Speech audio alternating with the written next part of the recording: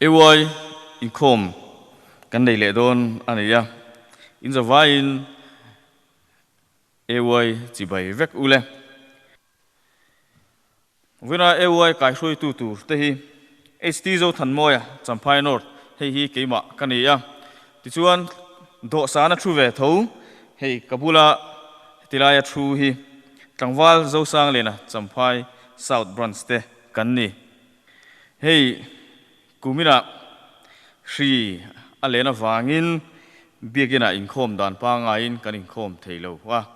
chuwang chuan hruai tu fel tak tak ten ruam manna anon siama bial sang sang biaklatna manga Inkhawm theidan tu ruam manna anon siama ti chuan hei champhai north champhai south le saitual branch AYF te biak mu theina mangin kan Inkhawm ho don ania alom khop in ka sia adan te po adang dae kan man ruwa te chu ayeng po nir sela pathianina mala som chuan thilro pui tak a thleng thei ani ti kha hretel tho taila athra ange vointlai AY Inkhawm hian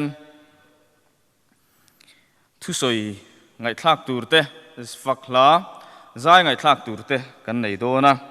thusoi hi mi pathum nena tangin kan ngai thla anga zai hi mi panga nena tangin kan ngai thla don ani AY Inkhawm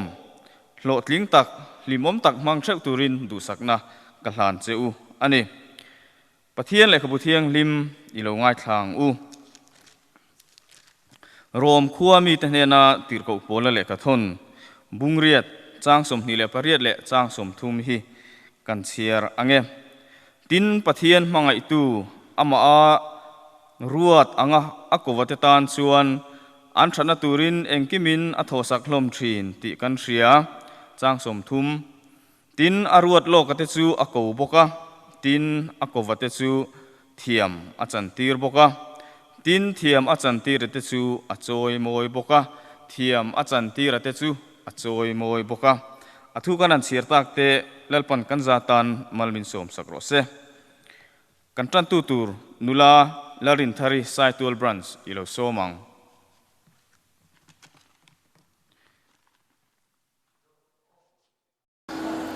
kan Inkhawm kan channan pathian thulian hom ilo mai tha FSC bungli chang som panga tanga som sari chuti chuan mi fing no te anga ora min mi fing te anga om so in om ta na fing pur ro ni te hi a thak ro awa min rem chan te le zel ro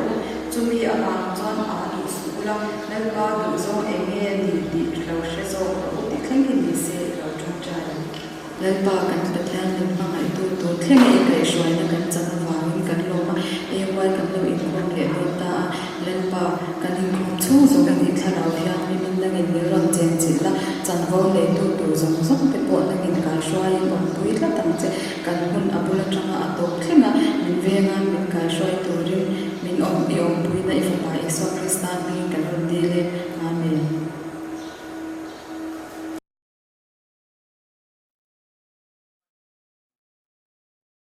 ole tuna chorin zai kan ngai thladon anga Esther zo nun thari champhai north branch ilo so mangu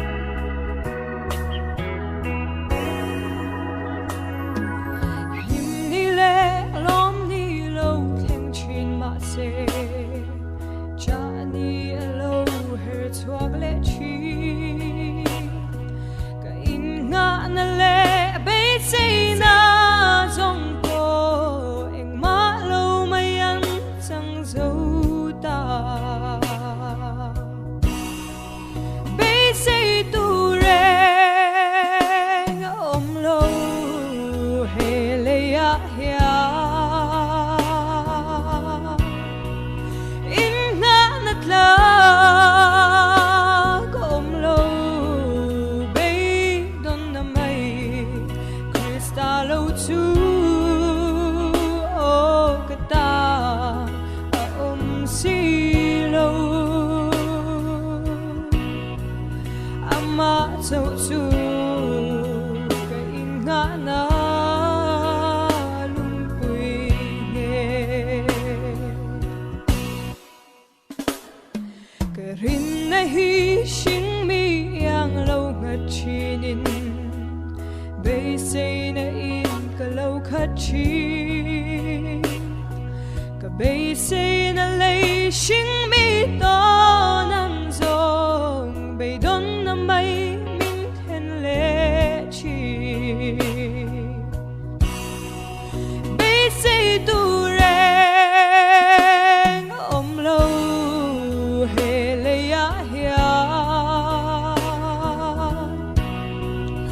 in nga nat la om lo bay don na mai krista lo chu o ka ta si lo ama châu chu ka in nga na lung pui nghe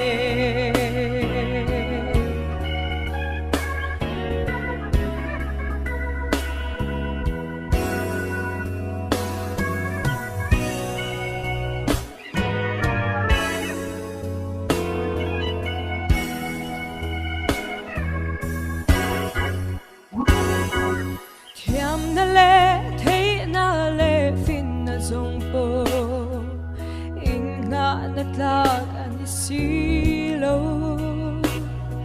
le ro pui na le ming than na zong po pia le da ya kan zal pui tu bay say tu reng om lo he le ya hia in nga nat la om lo bay don na mai krista lo chu o ka ta si lo ama châu chu kan in nga na lung pui nghe bay say tu reng om lo he le ya hia in nga nat la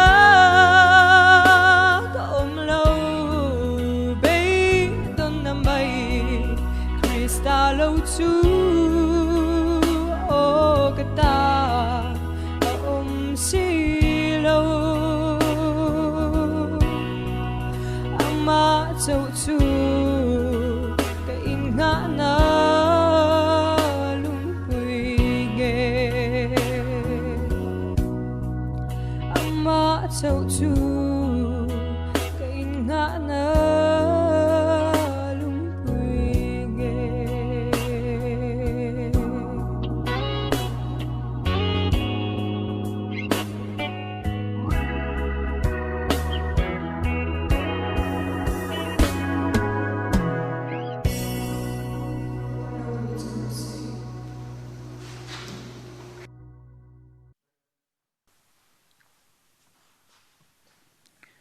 zai moi tak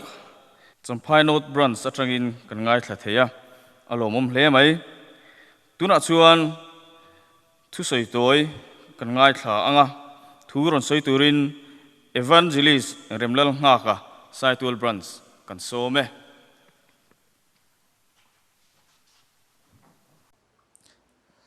voinia kan thu pui tur chu mi da nang mal som na ni yang che ti ani don ani ama sen pathian thu thiang him mi lo chiari la Genesis bung som pahni chang khata tanga chang thum zovin kan chiarange tin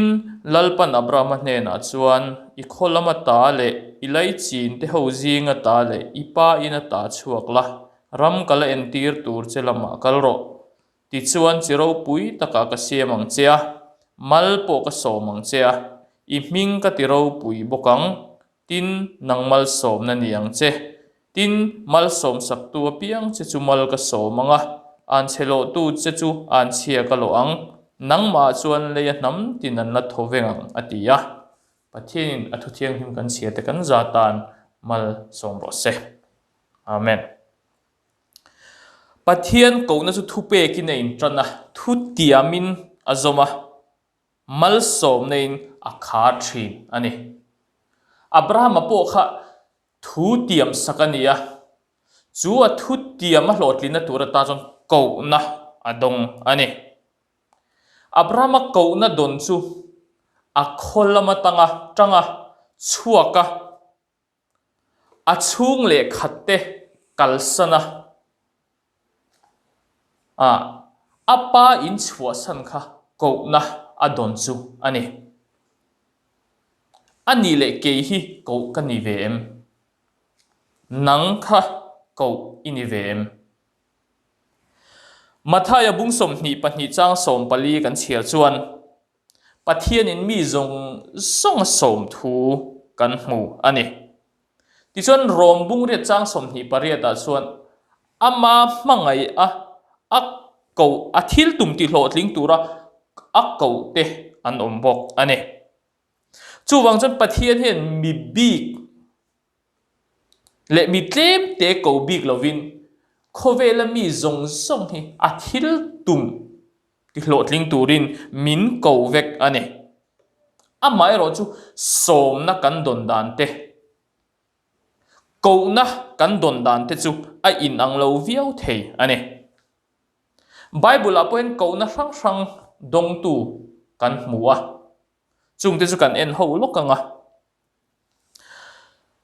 samuel kha pathianin zol nei ni turina kawa ti chuan mosia po kha israel fate ai gupta ramatanga sal anina tanga hruai chuak tura ko ani chu tiangin davida chu lal ni tura ko ania daniel chu ring lo mi babylon khuwa khan missionary ro pui tak pathian thu hretu ni tura ko ani petera po sangaman tu ni thina kha mi hring man tu ni to tura ko ani heng kan soi zong zong te hian thu pe kan mu veka ko na andong veka ko na an mu dan te ko an ni dan te chu ai nang lo veka ama ero chu mal som na midang te ta na mal som na an lo ni thei pha ta ni ko na an cha na wang khan voinia chon mal som na ni tura heng mi te anga mal som na ni tura ko kan ni hian mal som na kan ni lo chang te po om fo thing heng hi eng wang nge ti kan en ho don ani point pathumin kan en howanga eng ti tura ko ngei ni abraham kha chiro pui tak tha tu tura ko ani pathian in rama pek ala pek tur en tura ko chu ania a chung le khatte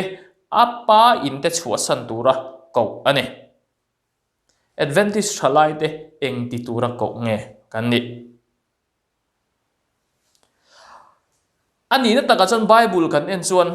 pathian thu pe ka isu krista hriati na thu pom tu le khovel zonga vantir ko pathum thu cha puan chua hi kan ti tur poimo em ani chumi ko na kan dona chu kan ti hlo tling em advantage kaloni chi hian chumi chu ti tura ko kan hi pathian ring tu kaloni hian chumi ti tura ko chu kaloni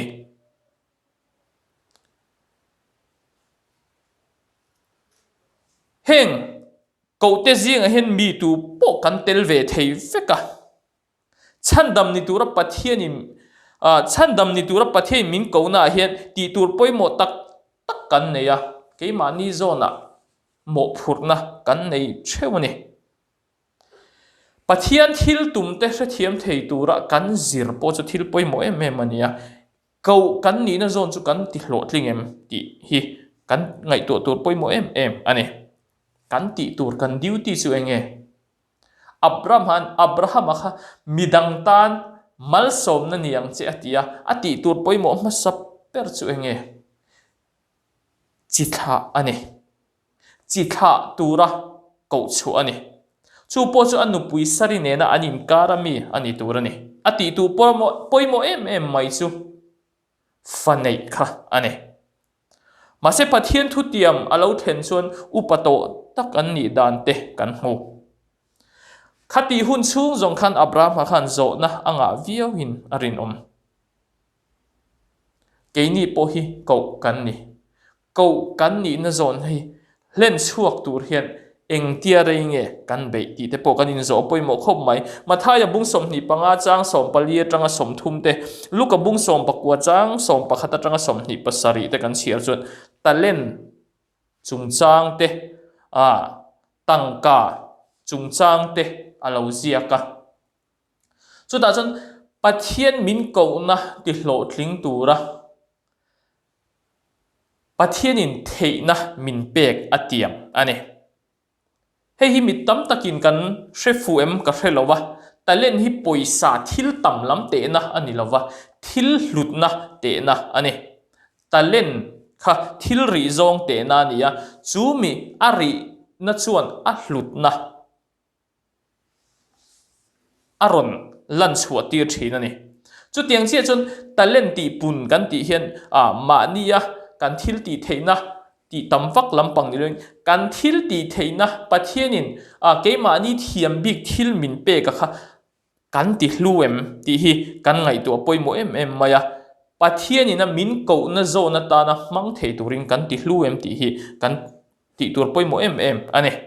kan ti lo tur kan duty ni lo chu enge Abraham khana ti mi lo tur chu sari lakami ni lo kha fa anei kha pathian thu tiam ani lo ani mar amai ro chu ta chuan enge lo theng ta kan ti chuan fa aneya amai ro chu buaina har satna thlen tu alo ni ta ani chu wang jong ko kan ni na zon hi kan hriat chian apoimo em ani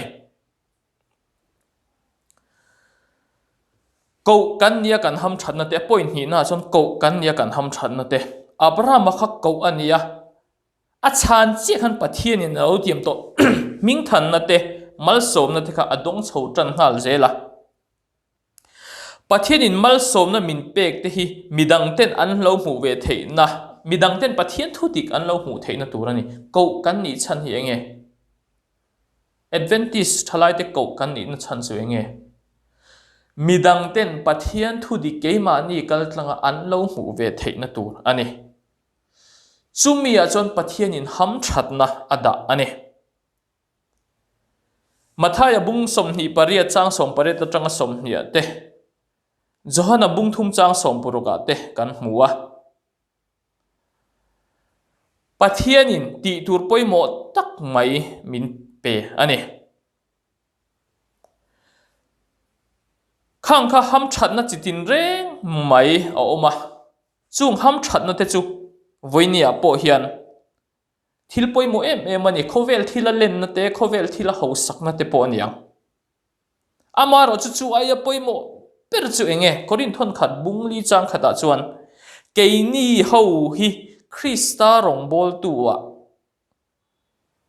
le pathian thuruk en kol tuwa mi in min ngai ro seti in alo zia kani hei hi thil poimo em mai ni chu mi chan vo poimo tak mai chu kan nei ani point pathum na jon pathian ko na te kan ti hlo thleng em Abraham chu har satna tam takara chiro pui takha tu lo nia chu ta tang chon Isu Krista chu lo pianga voine keile nang hian chan dam na kan don theina turata na kha ko na kha chana ni voine hen ko na kan chan hian midang ten he chan dam na hi an lo mu pha ve em ti de kan ngai to poimo em ane kan tun lai kho ve la hen pathian ta na thu the tu kan ni na hi kan the hil lo apoimo viu win ka ria pathian hian mitin hi min ko renga man ro sang min pe bok ane kan man ro man te a in ang lo a then chu a sarkar lama na tak na sang tak kan thoka a hriat na thuk tak nei experts poimo tak miril tak kan ni zir thiam na nei sang tak te ko thana thok thei tur ko thana full time a thok thei tur te sum le pai de chua thiam em mai te tin a then chu zai thiam na te pok an tiang thu soi thiam na te mi te ril ru ne thei na te adang te po soi tu tam tak omang pathianin man ruwa min pek hi kan mang tang kai ve don kan ti lubel don lo mi ti kha kan ngai tu poimo em ani mi tam tak chon talent ti pun ti hian zai thiam ni chon engmo dang kha van nei bel kan tum thin ma se he talent ni na pathianin man ruwa min pekina tum poimo em mai chu khami hlut na kha alle tin kan ti hluem kan pun ti rem ti kha kan ngai to poimo em ane pathian thil ti theina ma chuan tu nia akko na chan hi kan ti tur poimo em ane chumi chu kan ti hlo tling em isu krista local le na hmuak tu adventist kan ni hian pathian ko na changa midang te tan mal som na ni thei tur hian ka thei patop ko chem ka inzir chuak em ti te kan ngai tu poimo em chung kan ti lo thin awang chon midang te tan mal som na ni loin midang te tan phurit kan lo ni pha thin amai ro chu kau na dik pathian min ko na zone taka kan chana kan ti hlo thin hian midang tan abraham ang khan mal som na kan lo ni thei do na ni pathianin athu kan soite kan siate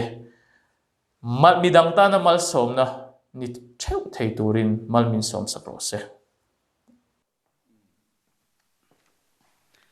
ole thu soi thatak mai evangelist remlal nga ka tanga nena tanga kan ngai thlaka vain lom thu kan soi ni tuna chonin zai kan ngai thalenga nula zonun sangi sai 12 branch azayanga hemia zai zo hianin in ko non ngai lovin tlangwalal ma chuana champhai sal kha lo zai chun zom mai don nia Hãy subscribe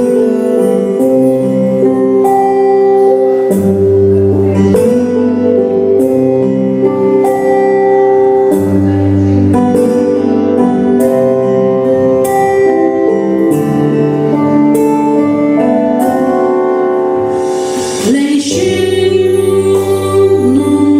Mì Gõ để không bỏ lỡ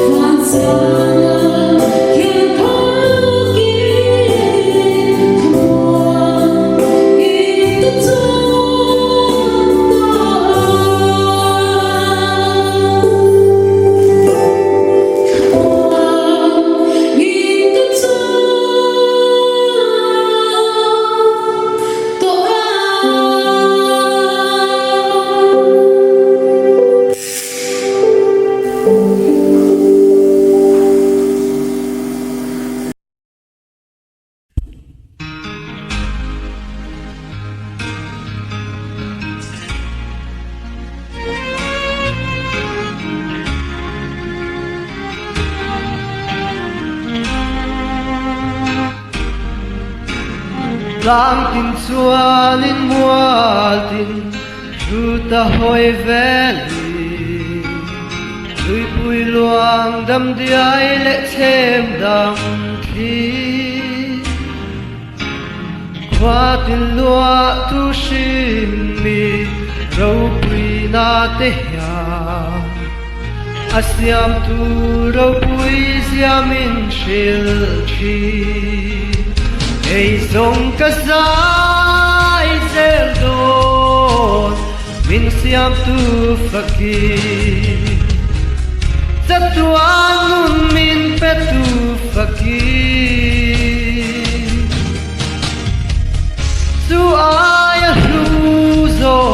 Rimoy dang reng om thei lo Inge hi ani Rimoy ro tui ben Qua velo par vulin Ôi na chua sel se Lang tin le mual tin môi zual sel se Thim tin par vul zual se Tram thiam tin ren ho An môi zual siam tu an phak zual Cây sông ka zai zel don Min siam tu fakir Tatuan nun min petu fakir Tu ay luzo Rimoy dang rem om thei lo Inge hi ani Rimoy ro pui ben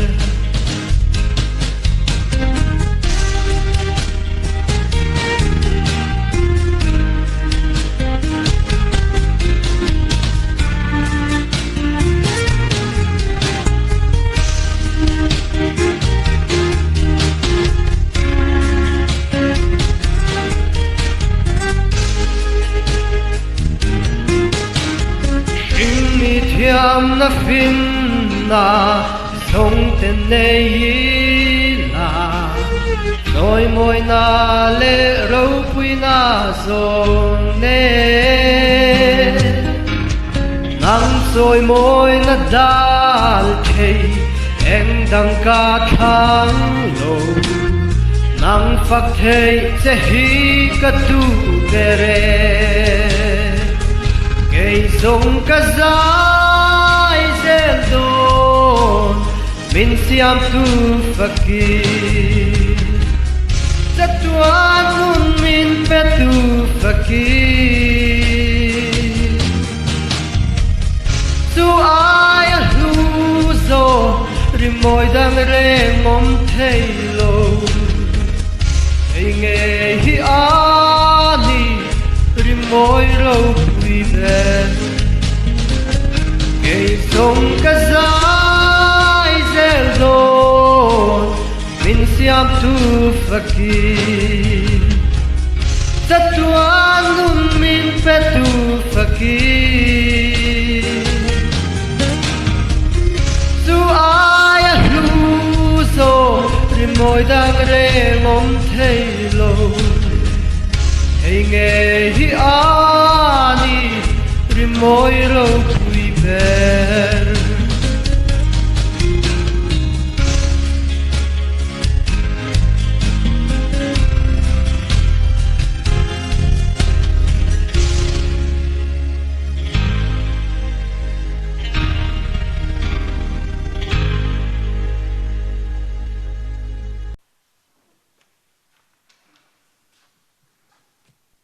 Thu soi toi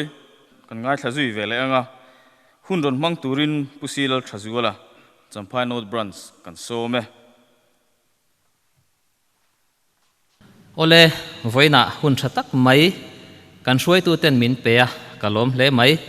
motivational speech soi turin min ti a soi tur tam tak a omanga soi thiam tak tak thu tangkai tak tak soi tur nei te kan om karinga chutiang kara chuan karon ding ve ani a mi pahnih khat talin kan hlok pui ka be seya voina karon soi tur hi nun ha dam neina kong khat ti karon soi do na ni ole midang te nena kan inkar a boy nun ber kha han ngai tu ta ila kan thu in mu lo nun ber emo aka thin rim tru memo I thin rim tru memo inin biak du lo hial tru memo kut in thak du hial khopa inin nial tru memo kha han ngai tu chin ta la kha thil thlen na chan kha han ngai tu ta la thil thleng kha a chan kha ni na phu re ngem ti han ngai tu ta la hanin ngai tu let wang ta ila chu thil chu apoi mo e ma wanga I ngai dan chu tlang nge se du awangin I trang chiam nge ni a chu thu in chu in hnial na chuanin I lu ve lak lo to sia wangin ne tu zok akachak ve shrim shrimang ti a ngai dan nei tlatin I om lak lo to sia chu wang chuanin I trang lak lo zok ti khanin ngai tu ta la keimani thap kanin ngai tu chuanin a in hnial na le thu in chu a kan va in barlu na tamber kan thin rim na tamber he chu kan ta na poimo em lo ngoi mai po ni ila kan ta na poi turom mi alova hianin ani fo thina ni masela ka ngai dan ka soi ve to kha adik ka ti ema wangin ka va soi ve ta du a thin rim khopa va tang kan ni fo mai ani chu chuanin keima a lungoi na le hlim na thlen ai chuanin midang huat na le topic na min thlen hlau zel mai si ani ole WhatsApp lama hianin thuin thon kol thin a oma chu putar kum somriat mi hne na tanga thuron ti hiani a thuron tam tak thatak tak mai a oma chu ta chuanin chu mi jinga kanun khoi em mai ka hriat zui reng tak pakhat a oma chu Intlawhtawn ro ha dam ro thina ko tlang thlen thei thilani ngot lo chuan khovel thil te hi an lan ang ngotin an poimo vek lem lawania ti hi ani a Intlawhtawn ro ha dam ro ti ani chu adikani te ro u a he khovela thil te han ngai tu ta ila alan dan ang ai hianin an lo poimo lo de vekani ti hi kan thre thein ka ringani poimo em kan ngai te po hi a lo poimo em lawani kan nun na atan hen a lo poimo em lawani thina ko tlang bin thlen thei khop a poimo poi hi a lo tam lo khop mai ti hi a chiang em mai ni mani thre hanin ngai tu ta ila ole ni jina kan soitak kan nun te se om fo tu in hnial na te kha han ngai tu let le ta ila a khang in hnial na kan tran na sat dan ngai tu chuanin ka ngai dan khatlang lo ta sela ka thi pha do ni min emoti tur khopin ka tang fo thin sia ni ti ro u chu tiang khopa na sa chuanin ka tang thin ani masela kan thu in chu bul te kha han ngai tu let le ta ila kan chu chian chuanin chu tiang chu kan nun na ata ni mo kan za na ta ni mo po a poimo phalem lo te an lo ni fo mai ni chu tiang chu ni ma sela thi tha donin kan tang to thin si ani ti ro u chu chuanin midang te ne na kanin lai chin na kha ati cheta fo mai ani chu tiang tu ra ni ti po chu shema ila kan thu kan zuk she to em mai thin ani putar kum somriat mi mishing nu na thui takpal tlang lo nei to mishing nun phung she em mai na thuron min pek kha enge kan ti chuanin thi na ko tlang thlen thei thil ani ngot lo chuanin he khovela hen thil poimo tak alo om lovani ti khani chu wang chuanin tang trung du lem su min ti khani a Intlawhtawn la ha dam ro min ti khani adik le mai ti ro u mi tam tak chuanin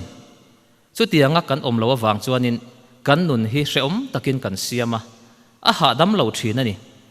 thil enge mo lo thenga a kan vin hlar maya kan thinarima kan ti tawa tharum tho hial mai po kan poisa lo fo thin ani khovel hi sual tlu to ni mi awangin thil thaber hi kan tlin lo si a chu ta chuanin a thaber dot te dot le te a thaber dot theu po kha chi sang lo om ta thin ani chu ta tak chuanin midang ne na kan ngai dan kha aloin ang ta lo thin ani thu in chu alo om ta thin ani chu thu in chu lo om che chuanin ma ni ngai dan ti tlang tlat tum mi te kha an lo om thina chu tiang tur zon thei top kan chu fo thina ni ma ni theu po hanin chut le tai la te ro u nu pa ni emo chung ko ani emo khotlanga ani emo ko shana ni emo chu tiang chu athengu na ni te ro u ma ni ngai dan ti tlang tlat zel tum mi anom thina chu tiang me nom na chuanin mi dang anin pha niam thei chuanin boruak nuam lo a thleng zui vak lo thin a chan chu an ngai dan kha thu du ber ngai dan kha atlang that chuanin atlang zel chuanin buaina om zui vak lo thin ani amaro chu an thu du pui thu du em ve thawan om to kha chuanin mi pakhat ai tam chu tiang an lo om to china chuanin in hnial bur na achuaka chu chuanin chung kwa khotlang le ko shan atinuam lo zo vek ta thina ni mani thu du dewa te po kha an nun a hlim zui chuang lo a ha dam zui chuang lo midang huata emo an ram tanga ti tawa te an ram tanga mo an thu atlang po in an hlim tak tak chuang lo wa an thu tlang lo phei chuanin huat na le ti tau na kha an ma ba ka ni fo thina ni ti chuanin a huwa thutluk na siam ngai chi te alo ni phei chuanin thutluk na siam ani nuwa po chung mi te chuanin midang te kha an ti hre oma boruak ti nuam lo tu an tang to thina ni poi em thina ni te ro u ole hetiang mi ten an hriat lo fo thin chu enge kan ti chuanin an thu khatlang lo po ni sela thi na ko tlang an lu pha don lova a voina henin an thlan tur khalai ngal angai rum don po ani lo ti he ni an thu khatlang lo chuanin thi tur khop phial ni om takin an tang thina ni te ro u kei ngei po kan ni thin nang poi ni mai thei ole in ngai tuang u chu tianga ka tran na sat na thil te kha han ngai to le til ti ro u a apoi mo dan kha han ngai to le ta ila thi na ko tlang min thlen thei thil ani em ka thu khatlang lo ta se ka thi pha don em ateu lo mai ti ro u chu chuanin enge angong tak si midang ne na kanin lai chin na kha ati buaya ati kholo ta thin thung ani chu midang angong dan le kanin lai chin na ti chet dan kha chu kong khata lo da ta ila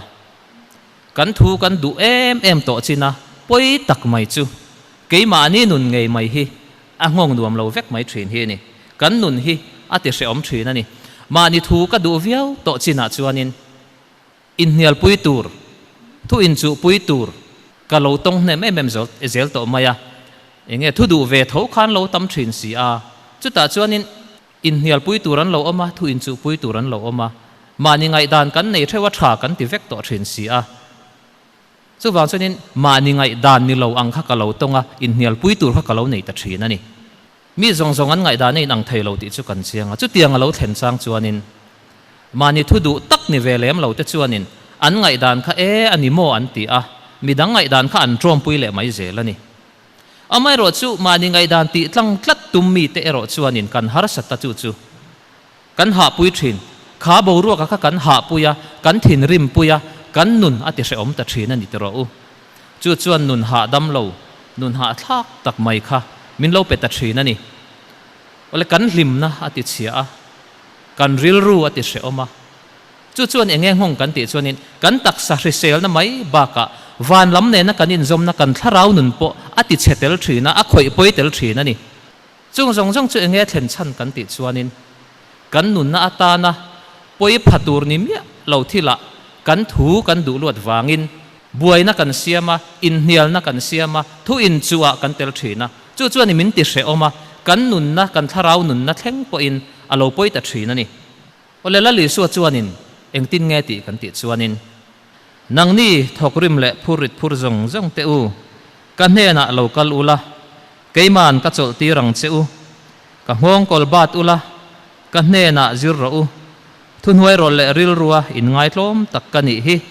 ti chuan in Intlawhtawn chol na in mu ang ka hong kol chu anuama ka phur po azang ani ati ani lali su chuanin ka hong kol chu anuama ka phur po azang ani ati ani ole he thu hi kong sang ina soi thai ani ma sela chu ta pakhat ka ron soi du chu he thu hi mani thu du deuh le chapo te ta na a soi ni nge ina lang tel ti hi ni nang ni thokrim le phurit phur zong te lo kal ro ti thil chi sang in kan thokrima phurit kan phur thina ni ti ro a hun lai isu na ko po kha dang mai thei amai ro chu engwang nge isu kha nin a hne na chol local a chol ha dam tura min som phurit phur te kha engwang nge min som kan ti chuanin a hne na om kha ha dam ani ti kha alang ani chu engwang nge chu thu chu isu na soya engwang nge ha dam na kha ma om kan ti chuanin athil soi poi mo em mai pakhat mani thu du tak te le chapo tak te ta na a soi ni ti alan sian na chumi chu thu nuai rol le ril ruwa in ngai tlom tak kani hi ti hi ni ta ni eng vain nge thu nuai rol takte an ha dam thina ril ruwa in ngai tlom takte an ha dam thin thu in chu pui tur an nei ve ngai mang hlei nem ti ro isuan chu chu min pe ka du ani ril ruwa ha dam lo takte phurit phur tu te kha chu tiang ha dam na chu min pek adu ani kan thin rim na tam berte mi te ne na kan in rem lo na tam berte hi han ngai tu ale tila kan chu chian chuanin kan thi pha na tur ni mi lo kan taksa po anat pha na tur ni mi lo thila hianin chu tiang chu alo thleng deuh vek mai ani ma sela fingber sheber thiamber rilber rem sheber mo thil ti theiber hu hanga ber chu tiang emo kan in ti tlatawang chuanin ani lo point chu tiang chuan mi in min ngai se emo kan ti tlatawangin midang ne na kan ngai da nai nan lo changin thi tha in kan lo tang thina ni chu wang chuanin kan chol thei lo thina kan ril ru a chol lo wa kan thara wa chol lo thina ni chu chuanin kan nun ati ha thina nun ha dam kan nei lo thina ni tro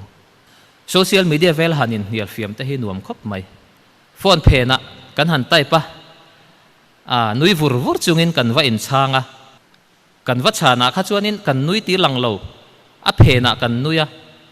anuam ve sim sim ani achang chuanin ma se thui tak kal lo tur ani chu tianga po chuan in hial fiam na ba khi kal lo tur ani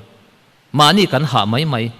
private message cha in zuya imiti dan kha chu tiang kha te ngi ngai dan hi in tiang chi phei chu thil trul mi alovani tiro thui tak kal chin lo tur ani ole atak taka phei chuanin social media lam ni lo a phei chuanin kan nun na ta na poi tur khop thile mo ani lo chuanin rei tak in hial na atel thu in chu na tel hi tum lovila nun ha dam kan lo nei do na lo ni waina hen min thil pakhat eng moron ti adua chu chu ka thi na tur ani chuanin le ka thei top chuanin ka lo do po atul mai theye ma sela enge mo ro rel na committee na ni emo chung ku athil soi ho na ni emo ka ngai da na tlang lo wanga thi tur khop ang deuh thoa ka za om na chevek tur emo ka dam lo pha lua lua na tur khop ni do ne mo anga ka tang thin hi chu tunge se om keima ka se oma ko ran chung ku khotlang ka ti boi thin ani tero chu tiang a chuanin o i soyang chuan ni ro se in soyang chuan ni jok ro se ti thei tu te nun chu a ha dam thina chu tianga kan ti thei chuanin kan ha dam do na ni ka ngai dan chu a thavia wani mai thei ma sela tu emo kha na ngai dan kha a so son du lo chuanin o i ngai dan nang chuan ni ro se a tha ka ti thei chuanin ka ha dam ma sa do na ni mai ti chuanin chung kwa ko ran khotlang kan hlim do na tho ho na nuam do na ni mai chu chu nun ha dam chu nge poimo na emem kan ti chuanin nun ha dam kan nei chuanin kan thil ti na dang zong zong hi a ngong vek mai ani nun ha dam lovin a ngong che khanin nun ha dam khan a ngong thlat mai ani zirna kan le kha zirna kong ani emo kan na tho na ani emo chung kwa le ko shana kan rong bol na po ani emo nun ha dam kan nei chuanin nun ha dam ta ka kan ti thei chuanin kan tho chuwa thei kan hun pek thei kha alo sang do na ni thil kan lung ngai na kan in hnial na ngai tu arun ru na hun kan man tam lo chuanin lim na ne na hun kan man tam chuanin kan thok chuak tam thei do na lo ni eizon na kong te po le khazir na kong te po ni selamo chu wang chuanin nun ha dam nei hi awa han poimo em ti ro chu chuanin hlo tlin na sale zual min pe do na ni kan nun po lo hlimanga mi te ngai nat kan hlo le zual do na ni fing tak mai fel tak mai thiam tak mai ma se mi te na an ngai nat thei mi lo ivan thiam tak ivan thatak ivan fel tak an ti liam ni lo thil tak tak an soi pui tura an ril ru an phor ngam na tur khopa an ngai nat ni mi lo hi om thei ania fing tak fel tak ni chung hianin chu wang chon mi te ngai nat mi te na an thuruk po an ril ngam na ni tur chuanin tu na kan soi tak zong zong te kha awan poimo em ole mi dang te ne na kan in lai chi na kha chu thu ran ni sela a poimo ber chu keima ani nun alo ha dam do na ni keima ani nun ha dam na tur ani nun ha dam nei na tur kong sang sang om mai thei hemi kong lo po hi mani thu du chapo lo in hial na tel tam lo hemi lo poi kong tang taka ong mang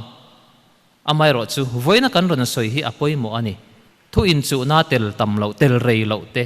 mani thu du lo te hi avan poi mo em ti ro chu mi kong kan zo chuanin kan nu na lo hlimanga alo ha damanga midang te ne na kan inkar lo tha bokanga chu chuan kan tharau nun te kan ril ru su khlek te a ngonganga ti chuan mi thale zual kan lo ni thei don ani kalome ole fuina thu thatak miron hril tu pusil thazuala champai not branch ne na khan lom thu kan soini tuna chonin zai kan lo ngai thladon nga niang suan chungi champai not branch lo so mangu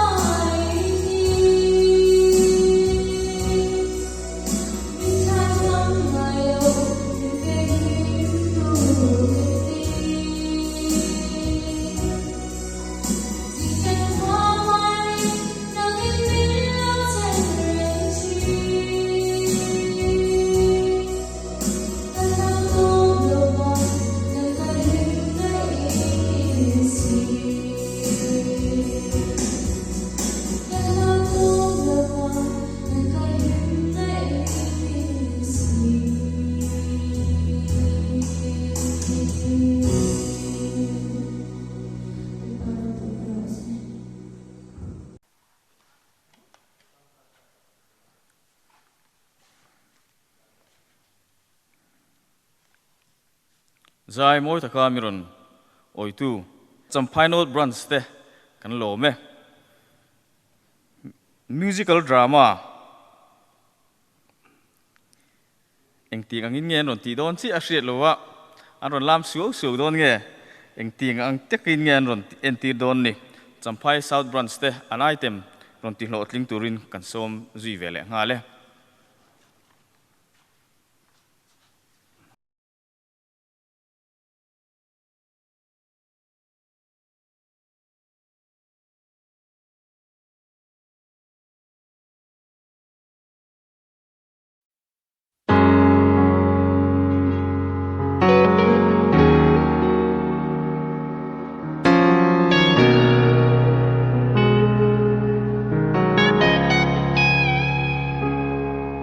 ta nan trong trai na với tâm ingai tha cả đi lệ ang với khát min phal sắc chua in đâu na hi mà ni bê cả tung chi mà say tel lâu chuan nè ruan là lâu ni lâu rằng in hiền cái sao cho lăng câu ai dâu ta cắt lô mê lal pa cái cal ngâm to lâu mà na khan in tui ngoài na i chân tir to kha tu na chinh chi in lam cái lâu hồi lal pa wain hituia chang ti le turin min pui ro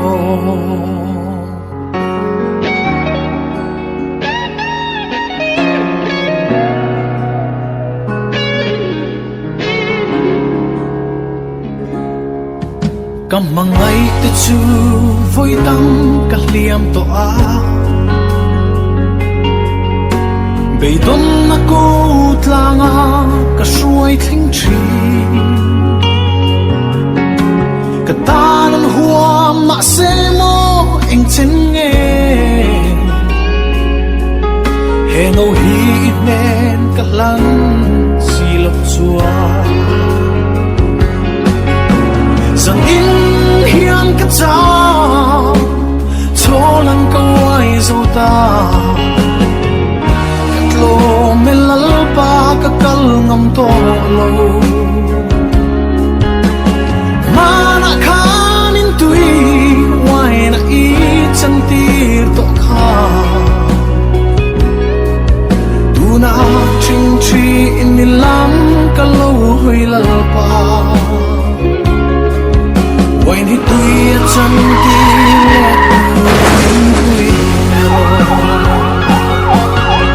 ka lei shem mun na trăng hian fuin va lam ka dem fo tri tu na ngai dam ka dil che thil mak su lam ti ro o zanin hian ka chao cho lang ka wai zo ta ka tlo me lal pa ka kal ngam to lo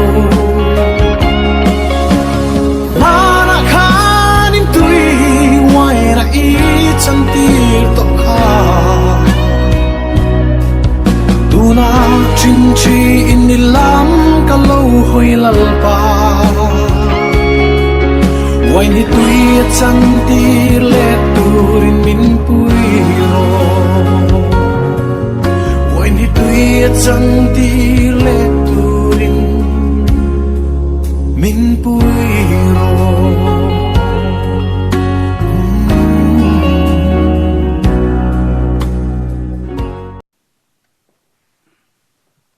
ole musical drama munam tak mai miron entir tu champhai south branch se chunga lom thu kan soini tuna chonin care guidance hun ron mang turin tlangwal zar zoliana saitol branch kan some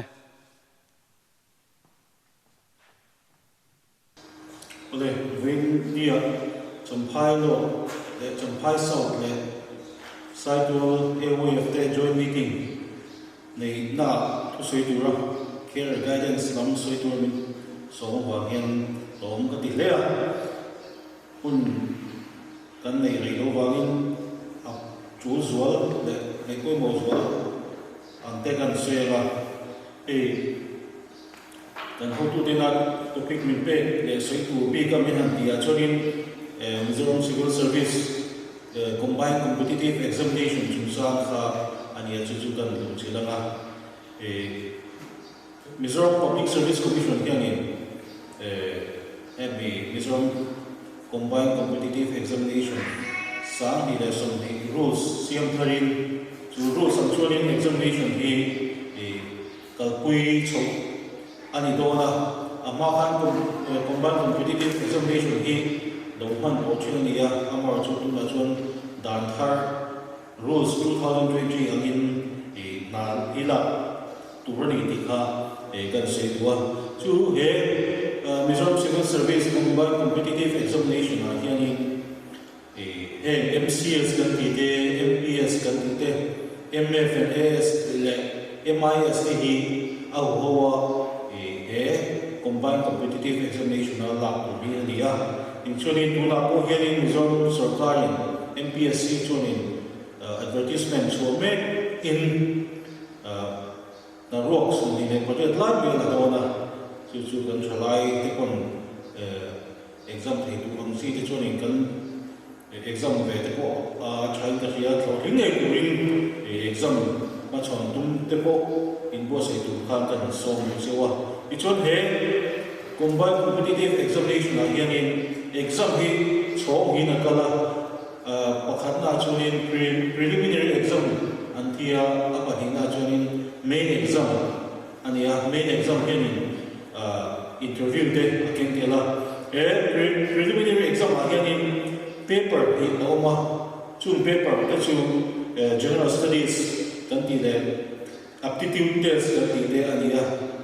he hianin mark sa di ve akin da ka di chuma chan ania in main examination hianin a written be ka chuanin subject read au ma chu te chu general English kan ti te general essay le general studies paper li om ba optional subject pakhat than tu ma chuan paper ni aken tela I chuan white paper hi ania paper hi te hi mark zaku vek nin da ka thum chu ma chan tu ania I chuanin na cha ka han se ta khanin preliminary exam thin te kha main exam thei turin a selection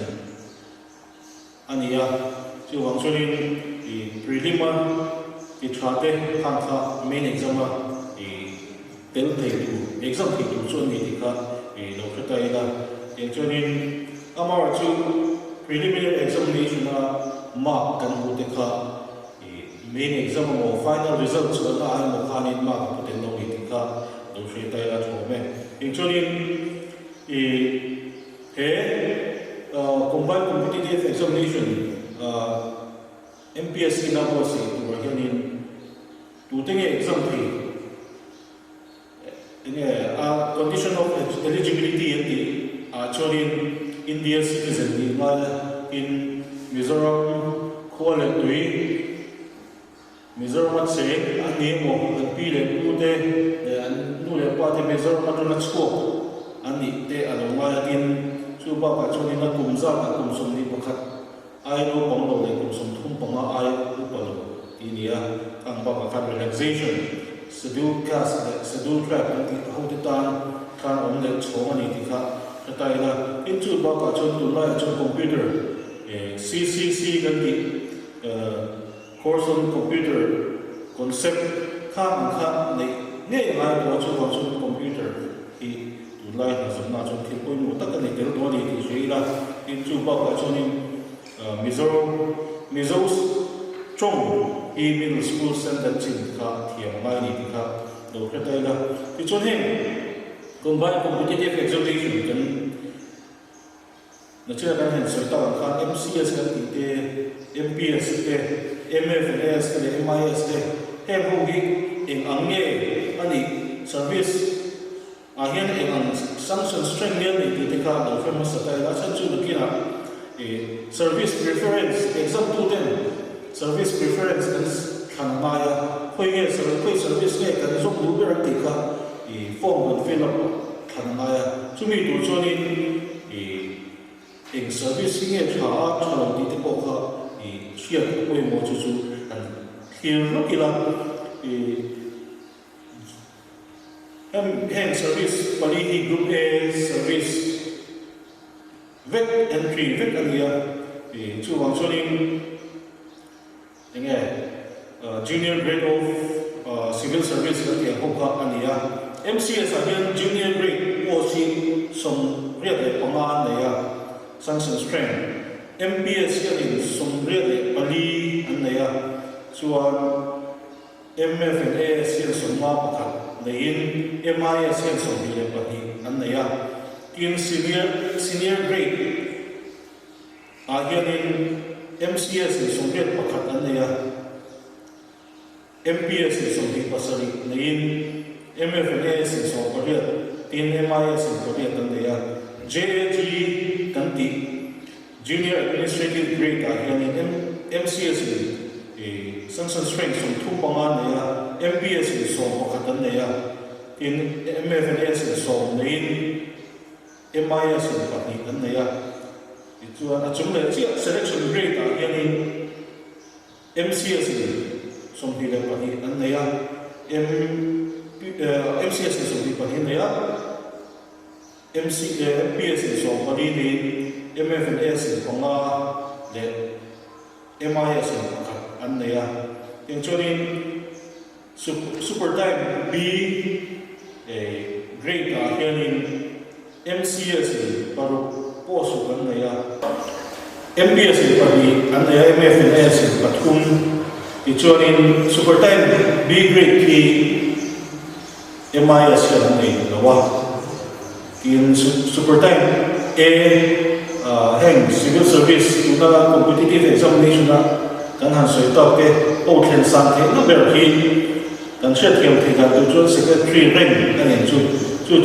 MCS kan en panga ania MPS pakhat MFNS pakhat ania yen chuanin sanction string zong kang junior grade chana super time A khen ka MCS is ti suma pasari nia sanction string MPS is also thum pakwa MFNS somret pariat MIS ten som thum pathum ania khang kan en chuanin eng service atinge kai sa na chan tha ti te hoi service ke thang ti te ko ka kan lo chet thiam ei ka be se chu na kan se chan ania e chuanin advantage te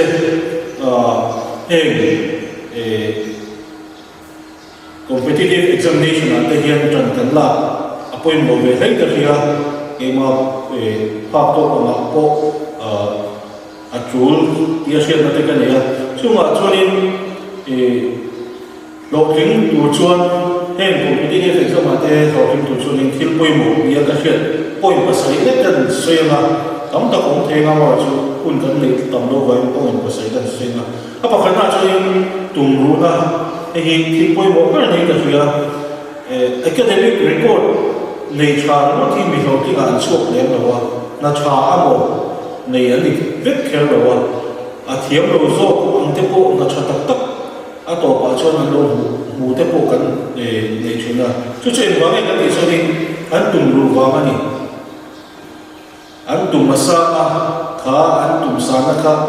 na sa takin an beng sui chuanin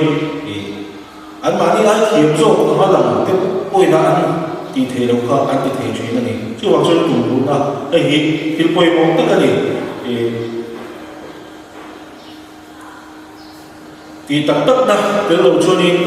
lo tin na an the lo MPSC na examination na po sa china po hian apply exam form and fill up ang si chu an thatem vel pe piwa miss sang ni le so ko sai kan mi sang ni zani som pet pari rukin form and fill up mà sẽ ai exam ta cho sáng là giờ để sống của thun anh nhỉ chứ vào cho nên ai exam năm tất cả anh claim ina nhỉ in UPSC at ko ni thua MIS exam dan ti me ya te po hian in a form fill up chu sáng thì sống có là kan mi noi sống có khát về để form and fill up amar cho exam tất cả chu mi nuôi đi để nuôi ngắt kinh đồng khang khang ya chứ vào cho nên à thì tất cả input sẽ ai exam gì mà cô khang thì tất cả input sẽ chú kém thế này chứ vào cho nên à thì tất cả gì cần cái cho nó thì nó chân sẽ không như thế khác vì là cho cái chúng tôi muốn nó các quên mua thì nó phần này là chúng mà đi chuyện chuyện cái mà đi cái chuyện chuyện là quên mua cắn thấy nó thế cắn thiềm nó thế em ăn lê vào nghe cái này ta tế mang lại em ăn nghe gì tùm sa quay một luôn đi cái mà đi kinh ba hắn tùm viêu khá thì lo chăm na bề đôi nan thế chân thiêu vàng đi cái mà đi em ăn nghe cái gì cái thiêu cái tê mang cái tê em ăn nghe vào cái gì chỉ in là chú miệng tụi cho em cái hà thì cô cần đi là mà tại sáng tập bây giờ exam chút mà sẽ tính thầy đâu nào có ít mà nào một thầy đâu đồ chăm thì mấy là các thì nào có một thầy đâu khác anh ông chuyện là số bao nhiêu hết mọi cái này mà đi cái chuyện gì là cái mà đi lên là đủ nào có khác thì cái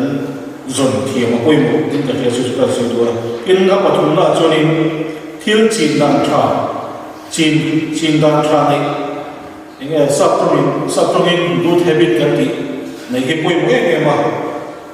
hay là cái gì thế để khác anh thì cái newspaper thế magazine cái gì thế tin zil live của gì thế của tin bible thế của những cái khác để cái gì cái phim đi apoi body tụi lại cho phone thế cái này TV thế này computer thế hay là trên thiếu news để information tất cả cần đông à amar cho anh chia là cần chia tụi cần thua cái việc này thì cần vốn mình ta phải cố hiểu đâu đi chứ vào cho nên để cái chia thế habit trả cái này apoi mua heal habit trả khác cần lo lên thế này tụi ta nhá apoi mua ăn chi habit khác thì cái mà đi cần chín chỗ cần practice các quy mô đấy thì các cái sự đầu tiên là lý na cho nên giờ này zero thì quy mô zero mô về tốt đấy là zero chút ai này giờ này tất cả zero quy mô hay competitive exam đó là về cho nên study routine test gì mà in subject này cái gì đó thì routine fill file tập cần gì mà anh subject in zul đâu thế cô càng thì hành diện đun bằng chi thế cô cả trong cái mấy thì chứ vào cho nên study diện khuôn bí cái gì mấy mà cả càng tiền khăn nên để nó xây giờ này tất cả để cái gì cả apoi mua này thì cần xây qua nên bằng anh cho nên notebook xem hi apoi mua em mà em competitive examination mà chọn tụi tôi cho mình chọn chính phủ thế magazine thế này news thế cần lại ra cần chia tâm mà cần em tâm mà các anh cần thua cả lĩnh vực của mình cần quan mua lại cần chia thế cả notebook chia mà apoi bộ lại tin cần mà chia giống khác thì thiếu apoi bộ vết chia tất cả cho chọn mà sẽ exam mà chua vết gì đâu thế bộ mà exam mà chua tụi bằng gì ở thế khác thì notebook gì khang khang là khi nào cũng cái mà một cô đã em lên tên luôn sao mà chú bảo chúng ta học quyền một đấy thì các bạn suy đoán khi nào cũng là cho nên study group những cái chuyện cùng friend circle chuyện circle để gắn thẳng thì một quê mô này cái mà đi thì tụi mong chuyện gắn cùng gắn thẳng thì một quê mô gắn chuyện thế tụm em mà này lém rồi và cũng là mấy anh chị thì cần cùng xua đi khang khang cái mà đi thế này cho nó do mình cái phôi thì chứ bằng cho nên đầu tiên tụi chúng khang chuyện sát rồi cho khang cần thằng thiền quay một đấy thì các bạn suy luận tổ cái là cho nên tụi lại cái Mizoram ina mani no ka ko la de men chu trong thiam kha nia trong thiam ni poi me ma heng competitive examination na lo ring te hit ta win sap trong thiam te ani ta no asan chu kan exam na kan medium kha sap trong ni ta do ni sap trong thiam poi mo writing skill ba ai interview ta te ko sắp trong interview với cái điều vào talking trong số anh chị thì có hiện gần thiệp gần practice in quy mô này trong thiệp lúc cho nên đầu tiên là in English mấy bậc Hindi thì gần thiệp quy mô ví dụ tổng tất cả Central Sudan mới là cái thổ học nhiều là chân thì có trong cái thiệp đầu vàng Hindi thì cái thiệp tổ vàng thế này hình Manipur gần giống mà tháp của nó đây này hình mấy cái không thể chụp hình cũng mà hiện nó sẽ tìm cái tục lâu này cứ vào cho nên trong cái thiệp của quê mùa càng khá rồi thì na ta quay một cái sợi cái hàng sợi thế này thì cho nên chỉ là cái sợi toàn căn advantage cho lại đây hình Bible này và thiên chúa thì mà cần so mấy người là mà hiện hình để khởi dụng nó là mà thế là trà này nó mà tập bộ hiện định mà so nên là tiền cho nên cái hồng bố nó tập bộ và giao thì do công ty khác thì cần xây dựng đi vậy là hôm trước tập mình bây giờ vậy nó cũng xây dựng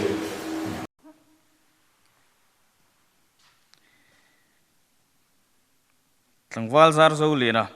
sai tual branch nên là trangin thu sợi tra tắc cần ngay thả alo mom thin mange kal kong thui tak kan zo dan tur rabi poi mo tak tak minan sila kan mang tangkai e mang chumo tuna chuan zai kan ngai thale anga remnant voices champhai note zai turin ilo somang Hãy subscribe cho kênh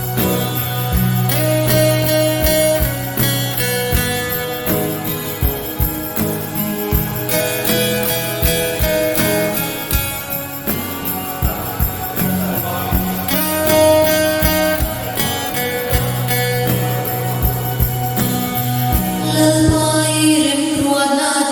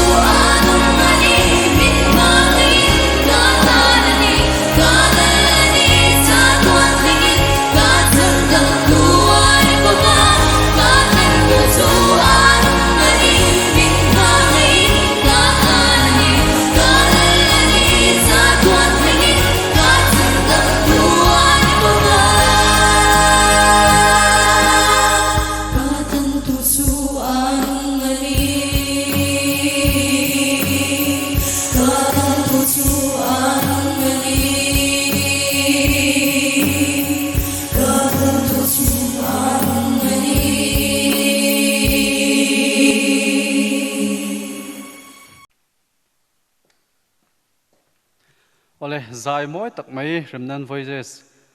champhai not branch te han zai thiamin anung khop mai an kalena zel tura du sakna kan hlan ni tuna chuanin ka Inkhawm te top na hun kan lo nai don tawanga top na hun min siam sak tu tur hi evan RK lal nei liana saitol branch ania tuna kan some tuna chuanin kan Inkhawm te bansai kan lo rel don tawanga kan Inkhawm te kan ti top na pathian ma trong trai na ilong nei ang kan pathian ni hong ai tu imal so na kan don kan ta huwa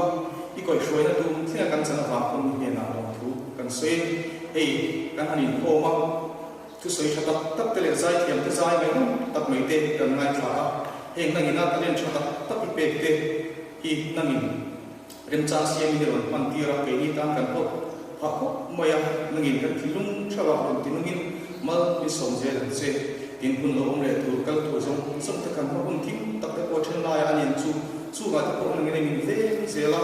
hun sang chalai du tak om te ila ma tu hun khil tak maya chung trai ne na ei to chu ai ma ku na ru le ti tak se te he hun te nangin na mong ze he tu re nangin min tuin ve zel che chu me chu Isu Krista min kan bi che amen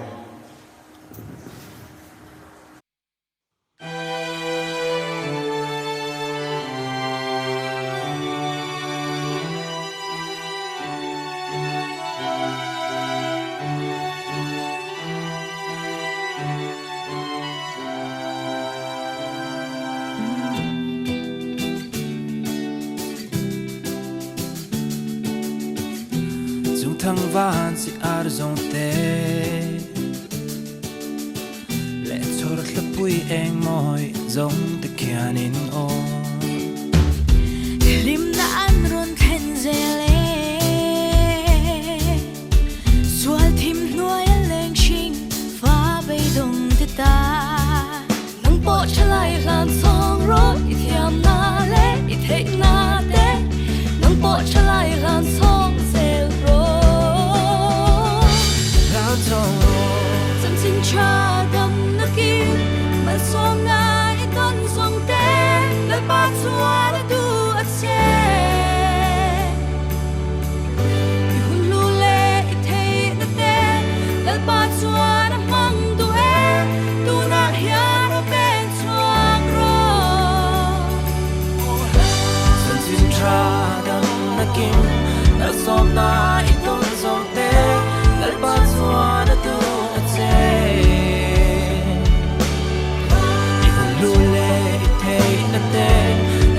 Chuan mang le tu la hiano pen chuan o la chong ro